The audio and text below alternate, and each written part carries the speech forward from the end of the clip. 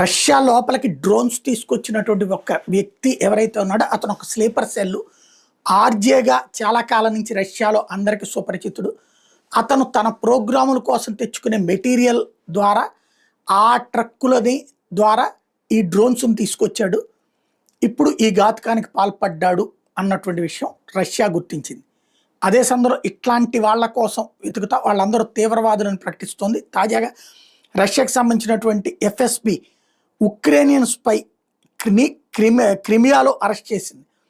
ఇతను powerful bomb ఒక KG high ఎక్స్ప్లోజివ్స్తో తయారు చేశాడట. రిమోట్ డెటనేటర్ కూడా తయారు చేశాడట. అలాగే టోటల్గా 500 గ్రాముల బరువు ఉన్నటువంటి మరికొన్ని కూడా తయారు చేశాడట. ఓవరాల్గా అతనిదే ఉక్రేనియన్ ఇంటెలిజెన్స్ వాళ్ళ సహకారంతో ఈ పనంతా చేశాడు.